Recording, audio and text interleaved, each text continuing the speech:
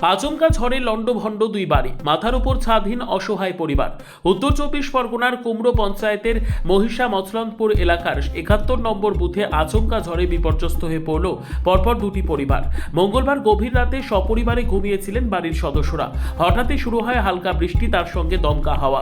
মুহূর্তের মধ্যেই সেই হাওয়া ভয়ঙ্কর ঝড়ের আকার নেয়। প্রবল ঝড়ের দাপটে উড়ে যায় দুটি ঘরের টিনের চাল, ভেঙে যায় ঘরের বেড়া, লণ্ডভণ্ড হয়ে যায় গোটা বাড়ি। ঝড়ের তীব্রতায় টিনের চাল উড়ে গিয়ে আশেপাশের বাগানের বিভিন্ন গাছের ডালে গিয়ে আটকে পড়ে। সকালে স্থানীয় বাসিন্দারা এগিয়ে এসে গাছের ডাল থেকে সেই টিন নামানোর কাজ শুরু করেন।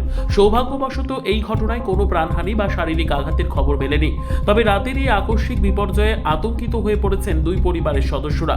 দিন আনা দিন খাওয়া এই পরিবারগুলির মাথার ওপর থেকে ছাদ উড়ে যাওয়ায় চরম দুশ্চিন্তায় দিন কাটছে তাদের। খোলা আকাশের নিচে কিভাবে আগামী দিনগুলি কাটবে তা নিয়ে চিন্তায় পড়েছেন তারা। প্রতিবেশীরা মানবিকতার খাতিরে সাহায্যের হাত বাড়ালেও এখনো পর্যন্ত প্রশাসনের তরফে কোনো রকম সহযোগিতা বা আশ্বাস মেলেনি বলে অভিযোগ। এলাকার বাসিন্দাদের দাবি, দ্রুত প্রশাসনিক হস্তক্ষেপ করে ক্ষতিগ্রস্ত পরিবারগুলির পাশে দাঁড়ানো হোক। গতকাল রাতে হঠাৎ শুয়েছিলাম, হঠাৎ 12:30টার দিকে মানে বাচ্চা নিয়ে শুয়ে আছি, আর একদম দমকা হাওয়া একদম পুরো টিনের বাড়ি নিয়ে চলে গেছে। বাচ্চা নিয়ে একদম পুরো ভিজে গেছি, ঠিক আছে, আর একদম পুরো তছনছ অবস্থা, মানে বাচ্চাটা সামলাতে পারছি না, বাচ্চাটা একদম শরীরটা মানে ঠান্ডা লেগে গেছে বৃষ্টিতে ভিজে, ঠিক আছে। তো আপনারা দেখেন যদি একটা সুবিধা পাওয়া যায় সরকার থেকে, যদি একটা ঘরে মানে পাওয়া যায় তো আমাদের সুবিধা, দিন আনা দিন খাবার। হ্যাঁ, না না না, কেউ আসেনি।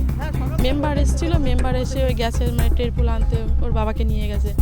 বাবা রাজমিস্ত্রি জোগাড়ে কাজ করে, ঠিক আছে। আমাদের 5 জন সদস্য মানে ফ্যামিলিতে আছি, 2 বাচ্চা আর ওই বয়স্ক শাশুড়ি, ঠিক আছে। উনি একাই করে, হ্যাঁ, পুরো উড়িয়ে নিয়ে চলে গেছে। শাশুড়ি আর ছেলে থাকে আর আমরা ওই ঘরে থাকি। হ্যাঁ, 2টো ঘরেরই চাল উড়িয়ে নিয়ে চলে গেছে।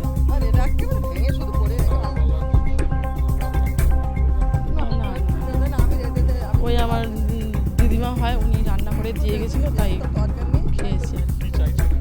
এখন যদি সরকার থেকে যদি একটা ঘরের ব্যবস্থা করে, এই তো দেখতে পাচ্ছেন আবার টিনের ওপর ছাউনি দিচ্ছে, আবার বলা যায় না কখন যদি আবার বৃষ্টি আসে, আবার যদি ভেঙে চলে যায়, তো মানে আর করার সামর্থ্য নেই যে সেইভাবে আর ইয়ে করবো।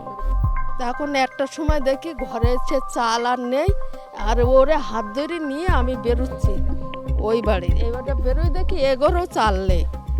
এখন আমি ঠকঠক করে কাঁপছি। তা আপনাদের যদি ব্যবস্থা না না, সারা রাত ওই ইরের মধ্যেই ছিলাম, আর কি করবো, একটা তিরপল একটা প্লাস্টিক দিয়ে বাচ্চাটা নিয়ে। হ্যাঁ, না না না না, করছে তা না দিলে কি করবো। আমি দুজন ভাই, রাত্রি জানি না, আমাদের ওখানে সেরকম ঝড় এসেছে, আমরা তাই রক্ষা করতে পেরেছি। আল্লাহ বাঁচালে বাচ্চাগুলো এইটুকুনি সৌভাগ্য, বাচ্চাগুলো বেঁচে গেছে, এইটুকুনি সৌভাগ্য, আর কিছু বাচ্চাগুলো বেঁচে গেছে। খুব অসহায়, এই মেয়েরা পরের মাল করে, সে মালও ভিজে গেছে, মানে